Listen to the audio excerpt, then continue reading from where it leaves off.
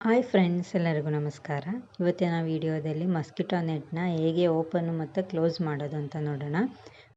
ಈ ರೀತಿ ಓಪನ್ ಮಾಡಿ ಈ ಥರ ಬಿಚ್ಚಿದ್ರೆ ಅದೇ ಆಟೋಮೆಟಿಕ್ಕಾಗಿ ಓಪನ್ ಆಗುತ್ತೆ. ಮತ್ತು ಇದು ಫೋಲ್ಡಿಂಗ್ ಇರುತ್ತೆ, ಅದನ್ನು ನೀಟಾಗಿ ಬಿಚ್ಚಿದ್ರೆ ಅಗಲ ಆಗುತ್ತೆ. ಇದು ತುಂಬ ಚೆನ್ನಾಗಿದೆ. ಇದು ಈಗ ಡೆಂಗ್ಯೂ ಬಂದಿರೋದ್ರಿಂದ ಸೊಳ್ಳೆಗಳು ಜಾಸ್ತಿ ಇರ್ತಾವಲ್ಲ, ಅದಕ್ಕಾಗಿ ಇದು ಉಪಯೋಗಿಸ್ಕೊಂಡ್ರೆ ತುಂಬ ಚೆನ್ನಾಗಿದೆ. ಇದಕ್ಕೆ 2 ಸೈಡು ಜಿಪ್ ಇರುತ್ತೆ. ನೀಟಾಗಿ ಜಿಪ್ ಓಪನ್ ಮಾಡ್ಕೊಂಡು ಒಳಗಡೆನೂ ಕ್ಲೋಸ್ ಮಾಡ್ಕೋಬೋದು.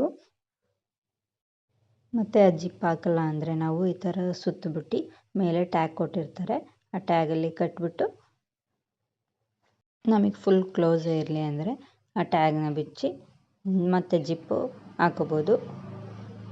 ತುಂಬ ಚೆನ್ನಾಗಿದೆ. ಇದು ಫ್ಲಿಪ್ಕಾರ್ಟಲ್ಲಿ ಆರ್ಡ್ರ್ ಮಾಡಿದ್ದು ನಾವು.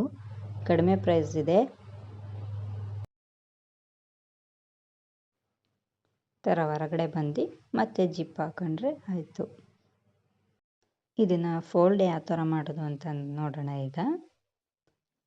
ಈಗ ಯಾವ ಥರ ಓಪನ್ ಮಾಡಿದ್ವೋ ಅದೇ ಥರನೇ ಒಂದು ಸೈಡ್ಗೆ ಫೋಲ್ಡ್ ಮಾಡಿಕೊಂಡು ಮತ್ತು ಮೇಲ್ಗಡೆ ಅದು ವಿ ಶೇಪ್ ಇರುತ್ತಲ್ಲ ಅದನ್ನು ಮಡಚಿ ಈ ಥರ ಹಿಂಗೆ ರೌಂಡ್ ಮಾಡಿದ್ರೆ ಆಯಿತು. ಅದು ಮಧ್ಯ ಬರಬೇಕು.